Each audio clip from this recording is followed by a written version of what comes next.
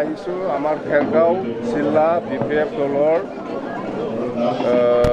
অটেকিং নতুন বডি আমাৰ লমচাম दैमारी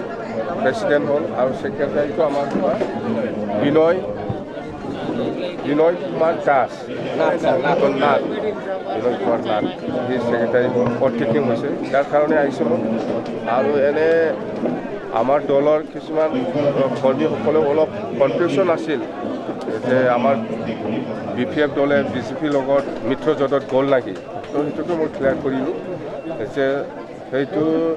আমাৰ 3জন MLA আছে BPF দলৰ 3জন MLA আমি ডাইৰেকশ্যন দিছোঁ নিৰ্দেশ দিছোঁ যে আপোনালোকে CM ছাৰৰ লগত আলোচনা কৰি পেলাই তেনেকেই হ'লেও এডজাষ্ট হৈ পেলাই থাকক যাতে চৰকাৰী আঁচনিৰ পৰা মানে বঞ্চিত নহয় সেইবিলাক সুযোগ সুবিধাটো মিলি পেলাই ল'বই লাগিব থাকিবই লাগিব কিন্তু পলিটিকেলি নহয় ৰাজনীতিকভাৱে হোৱা নাই ৰাজ্যসভাটো যাব নেকি আপুনি ৰাজ্যসভাত যাব নেকি পেপাৰত ওলাইছে গোটেই কথাখিনি যে আপোনাক পদক্ষেপ কৰিব নাই সেইটো মই নাই এইটো কোনে কৈছে এনে প্ৰস্তাৱ কৰিলে যাব নেকি ছাৰ আপুনি মই এনেকুৱা যোৱা মানুহ এই ইউজি প্ৰমোক ক'লে নহ'ব মই কৈছোঁ আমাৰ BPF দলে কাৰো লগত মিত্ৰতাত আমি কিবা কৰা নাই সেইটোতো ইহঁতৰ কথা মতে BPF নচলে নহয় ৰাজ্যসভালৈ আপুনি নাযায় ছাৰ কিয় যাব কি দৰকাৰ কোনে কৈছে মই বুজি এই খবৰ দিয়কচোন খাবা কোনোবা ইউজি কোৱাটো কিবা হ'ব লাগে ইউজিটো কি সি নিজৰ গাড়ীটো ঠিক কৰি লওঁ ইয়াৰ পিছত বেলেগক কওঁ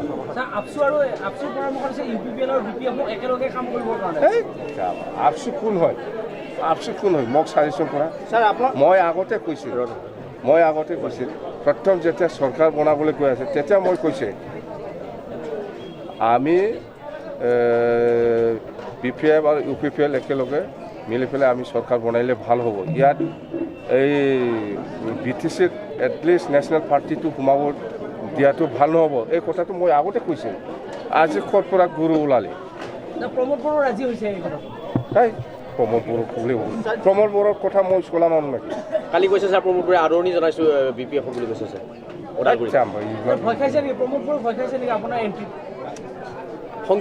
কোনে কি ভয় খাইছে খাৱা নাই মই নাজানো এইবিলাক মই খবৰ লোৱা নাই মুঠতে আমাৰ BPF দলৰ স্থিতিটো এনেকুৱা আমি কাৰো লগত নাই এতিয়া আৰু আমি UPPৰ লগতো নাই কংগ্ৰেছৰ লগতো নাই BJPৰ লগতো নাই মুঠতে আমি ছিংগল হিচাপে আছে এতিয়া আৰু 2024ৰ MP ইলেকশ্যন আহক ইয়াৰ আগে আমি চিন্তা চৰ্চা কৰিম কাৰ লগত মিত্ৰতা কৰিলে ভাল হ'ব ছাৰ মেইনলি ছাৰ BPFে ছাৰ বিৰোধী মানে মিত্ৰ দলত নাছিলে UPPLৰ লগত BJPৰ যিটো আগ্ৰাসন এতিয়া কিন্তু আপোনালোকে চৰকাৰক সমৰ্থন দিলে চৰকাৰখনক সমৰ্থন দিছে দলক সমৰ্থন দিয়া নাই বা মিত্ৰতা হোৱা নাই কিন্তু আপোনালোকৰ যিটো বড়ো জাতীয়তাবাদ ছাৰ মোৰ কুৱেশ্যনটো বড়ো জাতীয়তাবাদ ছাৰ বৰ্তমান সময়ত আপোনালোকে যি চৰকাৰক সমৰ্থন দিলে ৰাষ্ট্ৰীয়তাবাদলৈ বিধায়িনী দলে হোৱাত এতিয়া আপুনি এনেকুৱা ৰাষ্ট্ৰীয়তাবাদ বা লোকেল কিবা সেইটো এতিয়া নাহে